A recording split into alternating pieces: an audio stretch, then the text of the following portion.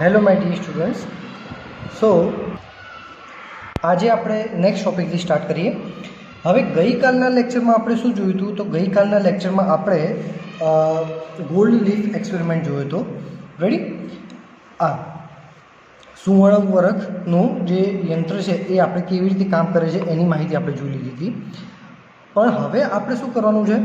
તો માની લો કે નેક્સ્ટ ટોપિક આપણો એ છે કે આ સુવર્ણ વરખ યંત્ર છે, આ જ યંત્ર આપણે હવે ઘરે બનાવવું છે. તો કેવી રીતે બનાવી શકાય? તો લખ્યું છે કે વિદ્યાર્થીઓ નીચે પ્રમાણે સાદું વિદ્યુત દર્શક બનાવી શકે છે. આ આપણું સાદું વિદ્યુત દર્શક યંત્ર છે. એ કેવી રીતે બનાવાય તો એ આપણે જોઈ લઈએ.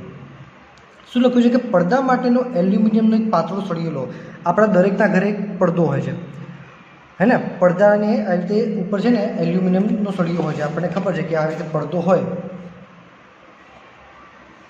તો પડદાની સાથે આવો એલ્યુમિનિયમનો પડદો ઉપર એક પાઇપ જેવું હોય છે. રાઈટ? ચલો, જેના છેડે પડદા લગાવવાના ગોળા લટકાવેલા હોય છે, લગાડેલા હોય છે. એટલે જુઓ, આપણને ખબર છે કે દરેક પડદાના છેડે અહીંયા એક ગોળો હોય છે. એક અહીંયા હોય છે ને એક અહીંયા હોય છે. આપણે આ ટાઈપનો એક પડદો લેવાનો છે. લગભગ 20 સેન્ટીમીટર લંબાઈનો ટુકડો કાપો. આવા પડદાનો આપણે 20 સેન્ટીમીટર લંબાઈનો ટુકડો કાપવાનો છે. તેના એક છેડે ગોળો હોય અને કાપેલા છેડાને સપાટ બનાવો. એટલે આપણે શું કરવાનું છે કે આ જે પડદો છે એ પડદાને કાપવાનો છે. કેટલો? 20 સેન્ટીમીટર લાંબો. રેડી? એટલે કેવું થશે કે એક છેડો સપાટ થશે અને બીજા છેડે શું આવશે તો ભાઈ બીજા છેડે આ રીતનો ગોળો આવશે. આ રીતની રચના આપણે લેવાની છે. ચલો, આ સળિયાને રાખી શકે તેવી મોટી બાટલી અને તેના ખુલ્લા છેડામાં ચુસ્ત બેસે તેવો બૂચ લગાડવાનો છે. એટલે આપણી પાસે આવી મોટી બાટલી જોઈએ. એ બાટલીમાં આપણે બૂચ લગાવવાનું છે અને બૂચમાં એક છિદ્ર પાડવાનું છે. એ છિદ્રમાં તમારે આ સળિયો નાખવાનો છે. આપણે જોઈ શકીએ છીએ કે આ સળિયાનો ઉપરનો છેડો ગોળાવાળો છે, જ્યારે નીચેનો છેડો કેવો છે? સપાટ છે. પડદાના સળિયાને સહેલાઈથી પકડી રાખે તેવું છિદ્ર બૂચમાં પાડો. બૂચમાં થઈને સળિયાનો કાપેલો ભાગ નીચે તરફ રહે અને ગોળાવાળો છેડો બૂચની બહાર રહે તેમ સરખાવો. ગોળાવાળો ભાગ બહાર રાખવાનો છે, કાપેલો ભાગ નીચે રાખવાનો છે. એલ્યુમિનિયમનો પાતળો વરખ લગભગ 6 સેન્ટીમીટર લંબાઈનો લઈ તેને મધ્યમાંથી વાળીને સળિયાના સપાટ છેડા સાથે સેલ્યુલોઝ ટેપથી જોડવાનું છે. એટલે તમારી પાસે એલ્યુમિનિયમનું એક પેપર હોય, આ રીતનું પેપર લઈને એને વચ્ચેથી આમ વાળવાનું છે. એક્ઝેક્ટલી આ રીતનું 6 સેન્ટીમીટર લંબાઈનું લઈને એને વચ્ચેથી વાળવાનું છે અને વાળ્યા બાદ એને લગાડવાનું છે અહીંયા. રેડી? આ તમારા વિદ્યુત દર્શકના વરખ છે. એટલે આપણે જે સોનાના વરખમાં આવી રીતે વાળ્યું હતું ને એ રીતે આપણે એલ્યુમિનિયમનું વાળવાનું છે. સળિયાની લગભગ 5 સેન્ટીમીટર લંબાઈ બૂચની બહાર રહે તેમ બૂચને બાટલી પર લગાડો. રેડી? આ લંબાઈ 5 સેન્ટીમીટર રહેવી જોઈએ, બહારની લંબાઈ.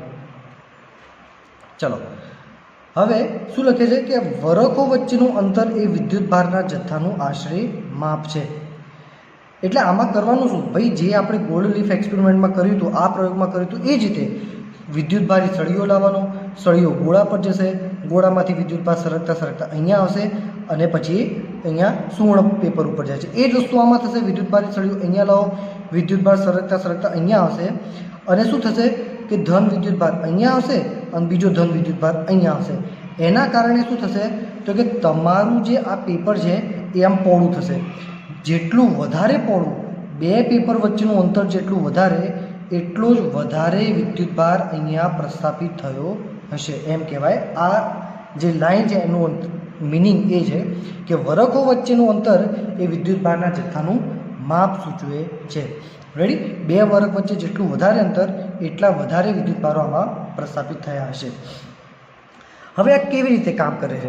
તો કે વિદ્યુત દર્શક કેવી રીતે કાર્ય કરે છે એ સમજવા વિદ્યુતભારિત પદાર્થો વચ્ચેનું આકર્ષણ જોવા માટે આપણે વાપરી હતી તે રીતથી કાગળની પટ્ટી લો. ઇઝીલી તમે કરી શકો છો. આવી કાગળની પટ્ટી લેવાની. રેડી? આ ટાઈપની કાગળની પટ્ટી લેવાની છે. એને વચ્ચેથી વાળવાનું છે. વચ્ચેથી વાળીને એની ઇસ્ત્રી કરવાની છે. જો આમાં લખ્યું છે કાગળની પટ્ટીને મધ્યમાંથી વાળો, જેથી વાળવાના સ્થાને નિશાની થશે. પટ્ટીને ખોલીને હળવેથી ઇસ્ત્રી કરો. આકૃતિમાં દર્શાવ્યા મુજબ વળાંકની નિશાની ઉપર રહે તેમ રાખો. પટ્ટીને એવી રીતે પકડો કે વળાંક ચપટીમાં આવશે. એટલે તમારે શું કરવાનું છે, આવી રીતે વાળીને આ ભાગથી આમ ચપટીથી એને પકડવાનો. ચપટીથી પકડશો ને એટલે ઇસ્ત્રી કર્યા પછી શું થશે, આ બે આમ દૂર જશે. કારણ ભાઈ ઇસ્ત્રી કરવાથી પટ્ટી ઉપર વિદ્યુત ભારો પ્રસ્થાપિત થયા છે. જો તમે એક્ઝેક્ટલી વચ્ચેથી વાળી હશે ને તો આ બાજુ અને આ બાજુ સરખા વિદ્યુત ભાર આવશે, કારણ કે કાગળ આ બાજુ ને આ બાજુ સરખો આવશે. પણ જો તમે વચ્ચે નહીં વાળ્યું હોય, એક લંબાઈ મોટી રાખી હશે અને એક લંબાઈ નાની રાખી હશે, તો મોટી લંબાઈમાં વધારે વિદ્યુત ભાર, ઓછી લંબાઈમાં ઓછા વિદ્યુત ભાર. કેમ? વિદ્યુત ભારને બેસવા માટે બી જગ્યા તો જોઈએ ને. અત્યારે તમે આમાં લખ્યું છે એ પ્રમાણે એક્ઝેક્ટલી આપણે મધ્યમાંથી વાળવાનું છે, એટલે બંને કાગળની લંબાઈ સરખી થાય. જેટલા વિદ્યુત ભાર અહીં બેસે એટલા વિદ્યુત ભાર અહીંયા બી બેસે, એટલે એ લંબાઈ ઉપર આધાર રાખે છે. તો અહીંયા સુધી તમારો સુવર્ણ વળક પ્રયોગ પૂરો થાય છે. આના પછી નવો ટૉપિક સ્ટાર્ટ થાય છે.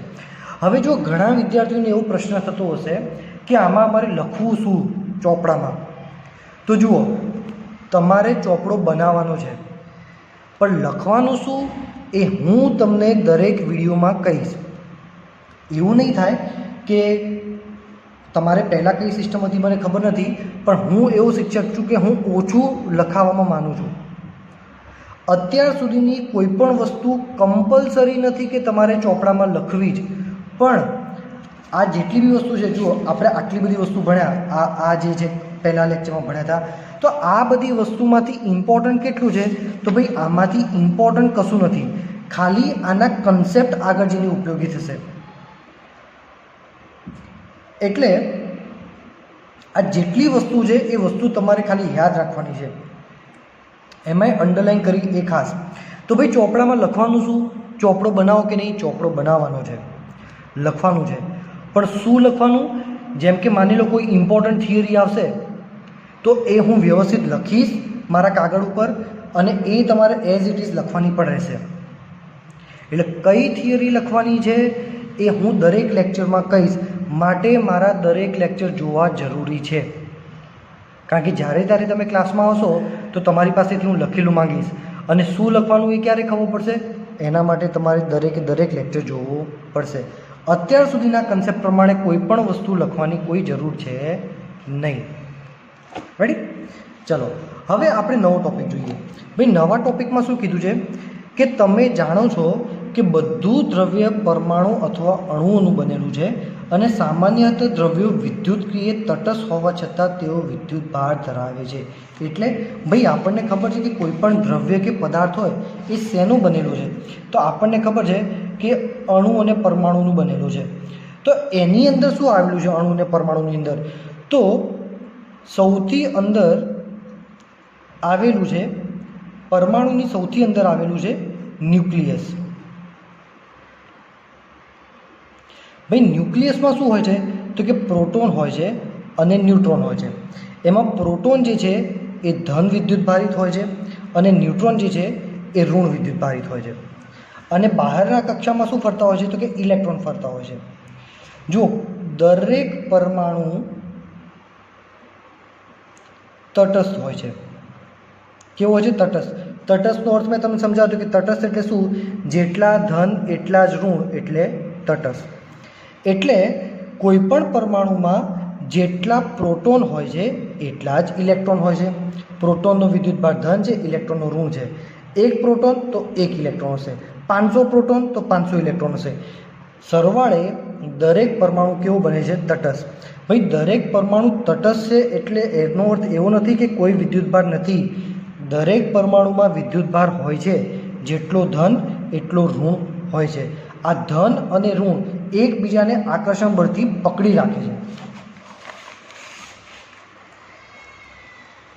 ચલો શું લખ્યું છે? તટસ્થ હોવા છતાં તેઓ વિદ્યુતભાર ધરાવે છે, પરંતુ તેમના વિદ્યુતભારો બરાબર સમતોલિત થયેલા હોય છે. વિદ્યુતભારો બરાબર સમતોલિત થયેલા હોય છે એટલે જેટલો ધન એટલો જ ઋણ. ધન પદાર્થમાં અણુઓ એકબીજા સાથે જકડી રાખનારા બળો. ચલો તો આપણે ઘન પદાર્થોની વાત કરીએ છીએ. ઘન પદાર્થ એટલે સોલિડ, બરાબર. ઘન પદાર્થમાં અણુઓ એકબીજાને જકડી રાખનારા, જેમ કે મેં તમને હમણાં સમજાવ્યું, ધન અને ઋણ એકબીજાને જકડી રાખે છે. પરમાણુને એકબીજાને જકડી રાખનારા બળો, ગુંદર એકબીજાને જકડી રાખે છે એ બળ, પૃષ્ઠતાણ જે તમે ધોરણ 11માં જોઈ લીધું. આ શું કહે છે? આ એવા બળો છે જે એકબીજાને જકડી રાખે છે, બરાબર. આ બધા બળોમાં મૂળભૂત તો શું છે ભાઈ? વિદ્યુત જ છે. દરેક બળોની અંદર વિદ્યુત જ રહેલું હોય છે, જે વિદ્યુત ભારો વચ્ચેના બળોથી ઉદ્ભવે છે. આમ કહી શકાય કે વિદ્યુત બળ સર્વવ્યાપી છે. રેડી? હવે આ પેરેગ્રાફમાં, આ ફકરામાં આપણે શું જોયું? આ ફકરામાં આપણે એટલી વસ્તુ જોયું કે જે ઘણા બધા પ્રકારની બળો છે કે ભાઈ ઘન પદાર્થમાં અણુઓને જકડી રાખનારું બળો, પરમાણુઓને એકબીજા સાથે જકડી રાખનારા બળો, ગુંદરના બળો, પૃષ્ઠતાણ, દરેક બળની અંદર તો ભાઈ વિદ્યુત જ રહેલો છે. એમ આ વસ્તુ આપણને કહેવા માંગે છે. ચલો આપણે થોડું ઝૂમ કરી લઈએ, થોડું વ્યવસ્થિત દેખાય. ચલો, કોઈ તટસ્થ પદાર્થને વિદ્યુત ભારિત કરવા માટે આપણે એક પ્રકારનો વિદ્યુત ભાર ઉમેરવાની કે દૂર કરવાની જરૂર પડે છે. એટલે જ્યારે આપણે એમ કહીએ કે પદાર્થ વિદ્યુત ભારિત થયેલો છે, ત્યારે આપણે આ વધારાના અથવા ખૂટતા વિદ્યુત ભારની વાત કરીએ છીએ. કેટલી કોમ્પ્લિકેટેડ લાઈન છે, હે ને? કે પદાર્થ વિદ્યુત ભારિત થયેલો છે એટલે કોઈક વધારાનો કે ખૂટતો વિદ્યુત ભાર હશે. એટલે શું? ચલો સમજીએ. જુઓ, આપણે પહેલા લેક્ચરમાં જોઈ ગયા હતા કે કાચનું સળિયું જે કેવું હોય છે? તટસ્થ, એટલે જેટલા ધન હશે એટલા જ ઋણ હશે. રેશમનું કાપડ એ પણ તટસ્થ, જેટલા ધન એટલા જ ઋણ, બરાબર. હવે ઘસ્યા બાદ શું થાય છે? તો ભાઈ આપણને ખબર છે કે ઘસ્યા બાદ કાચનો સળિયો ધન બને છે અને રેશમનું કાપડ ઋણ બને છે. ભાઈ આવું કેમ થયું હતું? તો યાદ કરો, આ કાચનો સળિયો ઘસ્યા પહેલાં જેટલા ધન એટલા ઋણ, રેશમનું કાપડ જેટલા ધન એટલા ઋણ. ઘસવાથી શું થયું હતું? તો કે આમાંથી ઇલેક્ટ્રોન નીકળી ગયા, આ ઇલેક્ટ્રોન અને આ ઇલેક્ટ્રોન નીકળીને અહીંયા આવી ગયા. તો આ સળિયો ધન વિદ્યુત ભારિત બન્યો. કેમ? કારણ કે આમાં ધન વિદ્યુત ભારો વધારે છે, આમાં ધન વિદ્યુત ભાર 4 છે, ઋણ 2 જ છે. એટલે આ સળિયો તટસ્થમાંથી ધન વિદ્યુત ભારિત બન્યો. તો ધન વિદ્યુત ભારિત બન્યો એનું કારણ શું છે? આમાં વધારાના ધન છે, અથવા બીજું શું કહી શકીએ? ઋણ ખૂટે છે. આ આપણને ઋણ જોવા મળ્યું. કેમ? આની પાસે વધારાના ઋણ છે, એટલે પહેલી શક્યતા શું થાય? વધારાનું ઋણ છે અથવા ધન ઘટે છે. એટલે કોઈ પણ વસ્તુ જ્યારે વિદ્યુત ભારિત બને, ધન વિદ્યુત ભારિત બને કે ઋણ વિદ્યુત ભારિત બને, આમાં બે જ વસ્તુ છે, કાં તો વધારાનું છે અથવા બીજો અર્થ શું થાય કે બીજો ખૂટી રહ્યો છે. તો એ જ વસ્તુ આમાં લખેલી છે. જુઓ,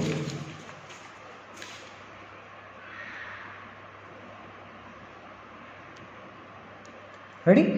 કે વધારાના અથવા ખૂટતાની વાત કરવાની છે.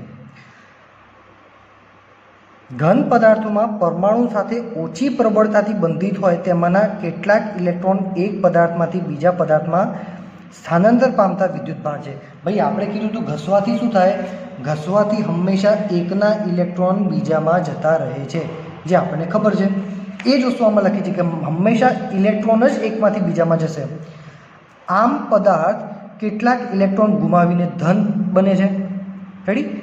કેટલાક પદાર્થ ઇલેક્ટ્રોન ગુમાવીને ધન બનશે, તો કેટલાક ઇલેક્ટ્રોન મેળવીને ઋણ બને છે. તેવી જ રીતે પદાર્થ ઇલેક્ટ્રોન પ્રાપ્ત કરીને ઋણ બને છે. જ્યારે આપણે કાચના સળિયાને રેશમ સાથે ઘસીએ છીએ ત્યારે સળિયામાંથી કેટલાક ઇલેક્ટ્રોન રેશમ પર સ્થાનાંતરિત પામે છે, જે આપણે હમણાં જોઈ ગયા, હે ને? કાચના સળિયામાંથી ઇલેક્ટ્રોન બીજામાં જતા રહ્યા. આમ સળિયો ધન વિદ્યુત ભારિત અને રેશમ ઋણ વિદ્યુત ભારિત બને છે. ઘસવાની ક્રિયામાં કોઈ નવો વિદ્યુતભાર ઉત્પન્ન થતો નથી. વસ્તુ વ્યવસ્થિત સમજો. ચલો, કોઈ એમ કે આ પ્રક્રિયામાં શું હતું? તો કે પહેલાં આ આખા પ્રક્રિયામાં ટોટલ કેટલા વિદ્યુતભાર હતા? તો 1 2 3 4 5 6 7 8 4 ધન હતા, 1 2 3 4, અને માની લો કે આ ઋણ અત્યારે અહીંયા છે, તો 4 ઋણ અહીંયા હતા અને 4 ઋણ અહીંયા હતા. સમગ્ર પ્રક્રિયામાં 8 ધન અને 8 ઋણ હતા. ઘસવાથી શું થયું? અહીંથી 2 ઇલેક્ટ્રોન નીકળીને અહીં આવી ગયા. હવે કેટલા ધન અને ઋણ છે? દેખીતી વસ્તુ છે, 8 ધન અને 8 ઋણ જ થવાના છે. ખાલી 2 ઇલેક્ટ્રોન અહીંથી અહીં ગયા. તો ઘસવાની પ્રક્રિયામાં કોઈ વિદ્યુતભાર નવો ઉત્પન્ન થતો નથી. રેડી? ઘસવાની પ્રક્રિયામાં કોઈ વિદ્યુતભાર નવો ઉત્પન્ન થતો નથી, કોઈ ઋણ નવો ઉત્પન્ન થતો નથી. માત્ર ઋણ એક પદાર્થમાંથી બીજા પદાર્થમાં જાય છે. રેડી? તો અહીંયા લખે છે ઘસવાની ક્રિયામાં કોઈ નવો વિદ્યુતભાર ઉત્પન્ન થતો નથી. સ્થળાંતર પામતા ઇલેક્ટ્રોનની સંખ્યા પદાર્થની અંદરના ઇલેક્ટ્રોનની કુલ સંખ્યાનો એક ઘણો નાનો ભાગ છે. એટલે ભાઈ ઇલેક્ટ્રોન અહીંયાથી આમ જાય છે એટલે કેટલા ઇલેક્ટ્રોન જશે? બહુ બધા ના, થોડાક જ. હંમેશા થોડાક જ ઇલેક્ટ્રોન અહીંયા એક જગ્યાએથી બીજી જગ્યાએ જાય છે.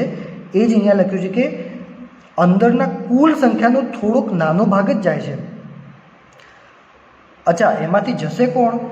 તો કે ઓછી પ્રબળતાથી બંધિત હોય તેવા જ ઇલેક્ટ્રોન ઘસવાની પ્રક્રિયામાં સ્થાનાંતર પામે છે. મેં કીધું હતું પહેલા જ લેક્ચરમાં કે જે ઇલેક્ટ્રોન સૌથી બહાર ફરતો હશે ન્યુક્લિયસમાંથી, આ ન્યુક્લિયસની જે સૌથી બહારનો ઇલેક્ટ્રોન હશે એ જ જશે, કારણ કે આ ઓછા પ્રબળતાથી બંધાયેલું છે. આથી જ્યારે એક પદાર્થને બીજા પદાર્થ સાથે ઘસવામાં આવે છે ત્યારે પદાર્થો વિદ્યુતભારિત થાય છે. આ કારણથી ઘસીને પદાર્થોને વિદ્યુતભારિત થયેલો નોંધવા માટે આપણે કેટલાક જોડને વળગી રહેવું પડે છે. એટલે ઘસીને જો વિદ્યુતભારિત કરવા હોય તો તમારે જોડ તો જોઈશે. કાચનો સળિયો, રેશમનો સળિયો, પ્લાસ્ટિકનો સળિયો, બિલાડીનું ફર, આવા જોડ હશે તો જ આ વસ્તુ થશે. તો અહીં સુધી તમને ખ્યાલ આવી ગયો હશે. આજના લેક્ચરમાં આપણે અહીં સુધી જ રાખીએ છીએ. અંડરલાઇન કરેલી વસ્તુ ખાસ જોવાની છે. નેક્સ્ટ આપણો ટોપિક આવશે વાહકો અને અવાહકો. કોઈ ડાઉટ હોય તો તમે મને ચોક્કસથી પૂછી શકો છો. Thank you very much.